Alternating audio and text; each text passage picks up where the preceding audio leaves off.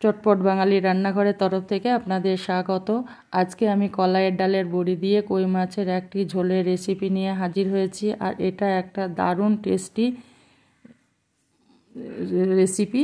আর এই জন্য আমি প্রথমে নিয়ে নিলাম 250 গ্রাম কই মাছকে আমি ধুয়ে পরিষ্কার করে নিয়েছি। আর এতে আমি দিয়ে দিলাম অল্প একটু হলুদ আর পরিমাণ মতো একটু লবণ দিয়ে প্রথমে মশলার সঙ্গে আমি মাছগুলোকে মিশিয়ে নেব। তারপর এগুলোকে আমি 5 মিনিটের জন্য রেখে দেব। অন্যদিকে আমি গ্যাসের মধ্যে একটা কড়াই বসিয়ে দিয়েছি। কড়াইয়ের মধ্যে আমি দিয়ে নিলাম কিছুটা সর্ষের তেল। এবার তেলটা আমি গরম হতে দিয়েছি। তেলটা গরম হলে আমি এক এক করে মাছগুলোকে তেলের মধ্যে দিয়ে দিলাম। আর এই মাছগুলোকে আমি খুব কড়া করে ভাজবো না, এগুলো একটু শুধুমাত্র আমি ঘুরিয়ে ফিরিয়ে জাস্ট একটু তেলের সঙ্গে ভেজে নেব। মাছগুলো আমার ভাজা হয়ে গেছে। এবার মাছগুলোকে আমি তেল থেকে এক এক করে উঠিয়ে নিলাম। এই তেলের মধ্যে আমি দিয়ে দিলাম 2 কাঁচা লঙ্কা, 1 ইঞ্চি আদা আর 8-10 কোয়া রসুনের, আর দিয়ে দিলাম একটা মিডিয়াম সাইজের পেঁয়াজ। এবার এগুলোকে আমি একটু তেলে ভেজে নেব। এভাবে আমার পেঁয়াজগুলো একটু ভেজে নেব। আমার ভাজা হয়ে গেছে। এবার আমি তেল থেকে পেঁয়াজগুলোকে উঠিয়ে নিয়ে ঠান্ডা হতে দেব।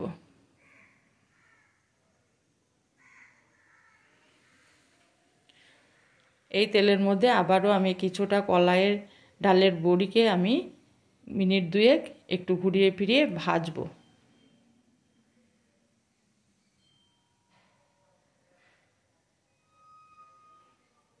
বড়িগুলো আমার একটু ভাজা হয়ে গেছে। এবার আমি এখানে অল্প একটু জল দিয়ে দিলাম। এবার একটু বড়িগুলোকে ভাপিয়ে নেব।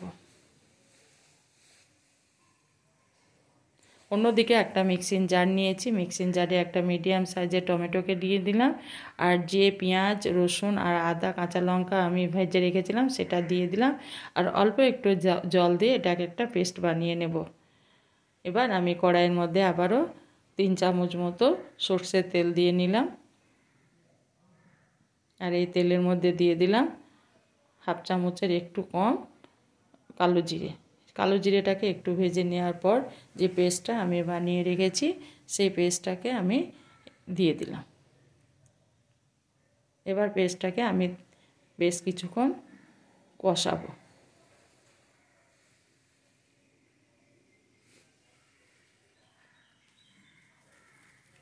এবার দিয়ে দিলাম আমি অল্প পরিমাণ মতো হলুদের গুঁড়ো, পরিমাণ মতো লঙ্কার গুঁড়ো, আর দিয়ে দেব 1/2 চামচ জিরে গুঁড়ো আর 1/2 চামচ ধনে গুঁড়ো।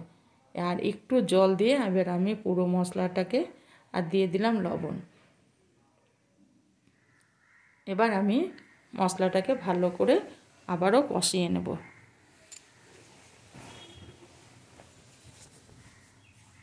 যতক্ষণ না তেল ছাড়বে ততক্ষণ আমি এইভাবে মশলাটাকে কষিয়ে যাব। আমার মশলা ভাজা হয়ে গেছে। এবার আমি দিয়ে দিলাম কিছুটা জল। যেহেতু ঝোল হবে সেহেতু জলের পরিমাণটা একটু বেশিই দিলাম। ঝোলটা আমার ফুটে উঠেছে। এবার আমি মাছগুলোকে দিয়ে দেব।